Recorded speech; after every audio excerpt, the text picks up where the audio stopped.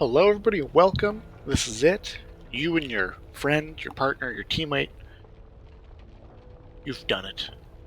Almost. I'm no too high and welcome, but you're here at Act 4, finally, or maybe you're doing this first or whatever.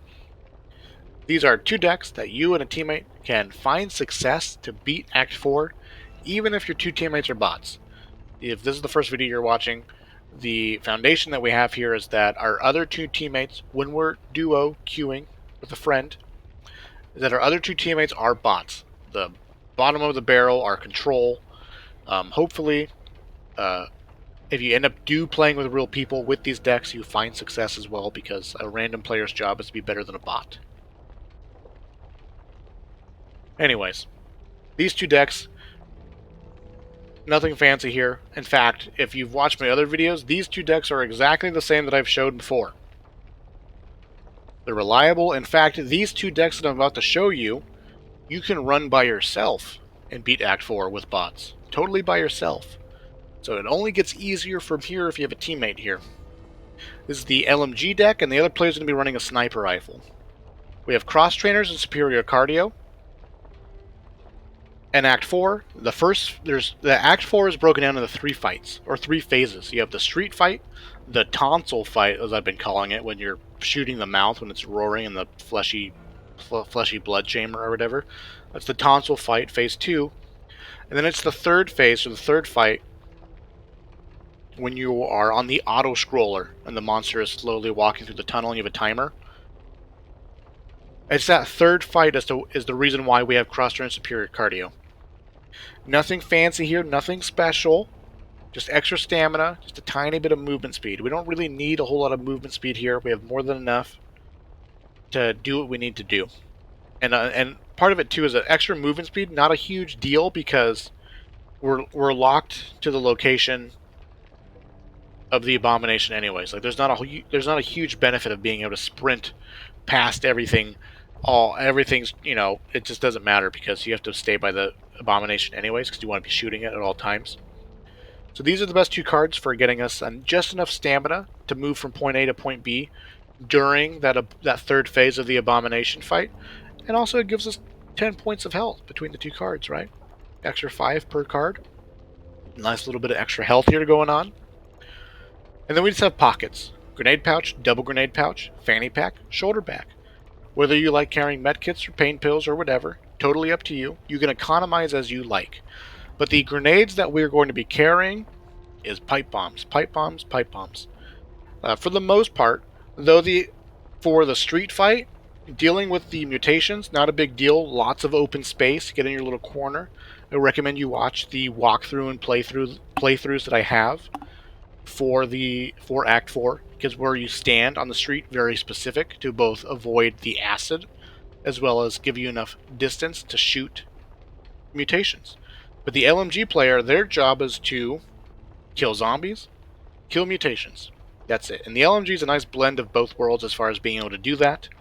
Totally, we can just mag dump into a tall boy, and with the bots helping you as well, and the other player too, killing mutations is not going to be an issue. What will be an issue is when you're in the second phase of the fight, as well as the third phase of the fight, zombies will be all over the place, spawning behind you, in front of you, tall boys here and there, and blah blah blah. So just being able to throw a pipe bomb at any point in time, and then focus all of your attention onto a mutation, or onto the abomination, going to be a nice, huge quality of life. In fact, the other player, the sniper player, they're also going to be carrying pipe bombs. Pipe bombs also become especially valuable in the third phase as well, because again, we've cut out all movement speed. So if you are running for your life, things have happened, whatever, things aren't going according to plan, being able to throw a pipe bomb and then focus your attention on the abomination, again, just huge value out of that. So we're definitely going to have all the pipe bombs necessary here in order to accomplish that, as well as extra pockets for healing. Now reload speed, and in the zone for reload speed, we have an LMG, and you can reload that LMG so fast. Once you get your 10 stacks of in the zone, which is super easy to do with an LMG, because The timer for the entire stack resets per kill. So getting up to 10 kills with a single magazine of LMG, not an issue at all. Super duper easy.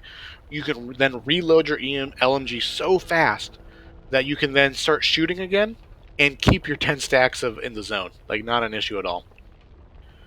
But then we have hyper focus, reckless strategy. This again, of course, will help us deal with the abomination if we happen to be shooting at it. We can throw a pipe bomb, and then we're focus firing the abomination, and we're going to do significant damage to it. But weak spot damage is also really, really nice when you're fighting the Wretch, the Exploder, and all of the Stinger variants, because they all have such easily hittable, very accessible weak spots. So this is going to make our LMG really, really effective at killing those non-Tallboy variants. Things like that. And then we have Patient Hunter.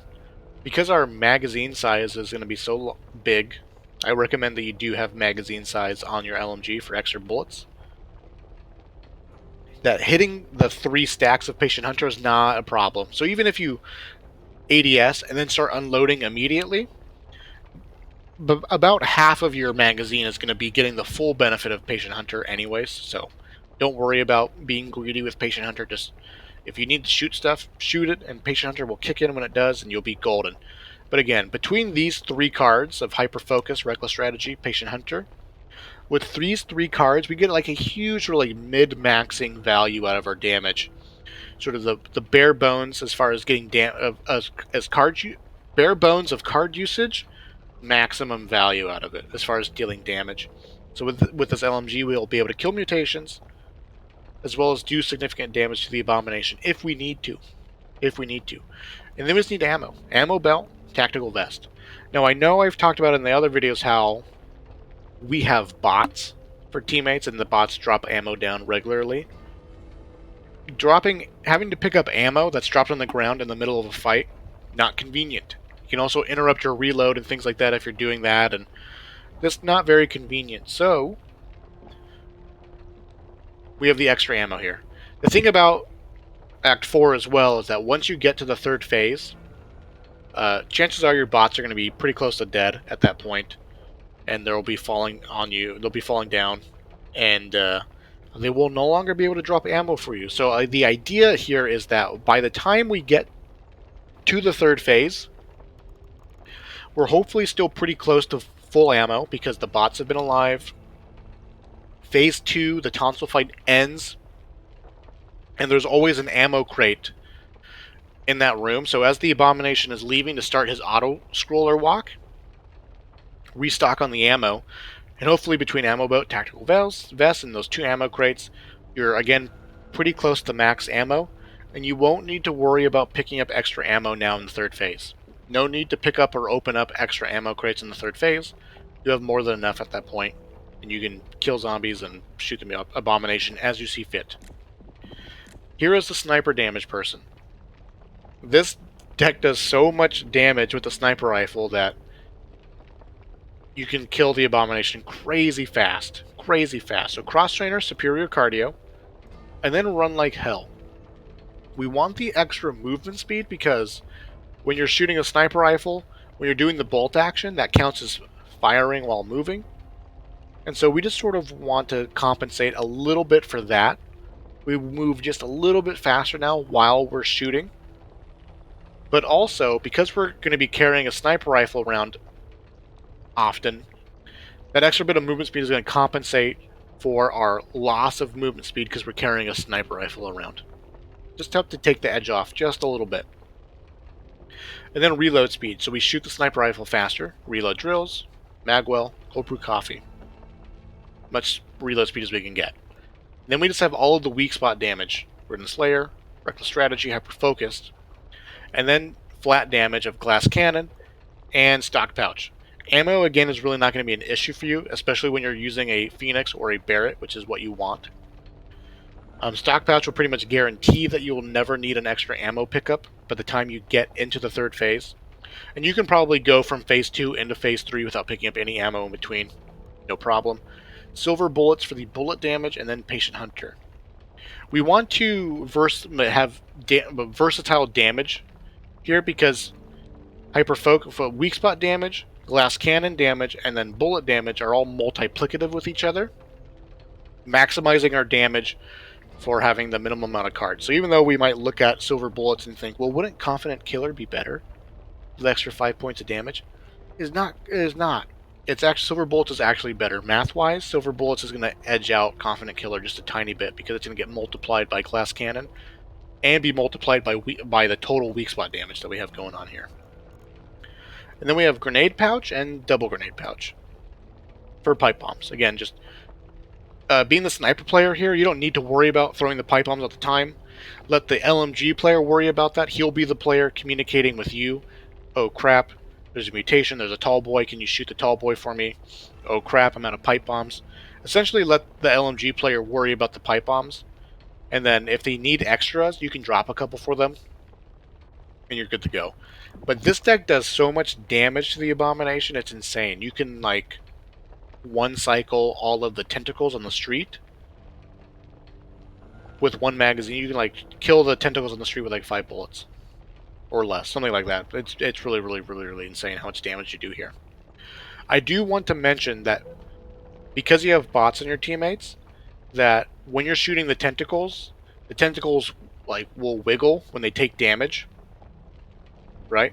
So if you have the bots or if you're the LMG player, don't shoot the tentacle because your bullets will make the tentacle wiggle around and that can cause the sniper player to miss his shot. You can't really help that with bots. The bots are going to do what they're going to do.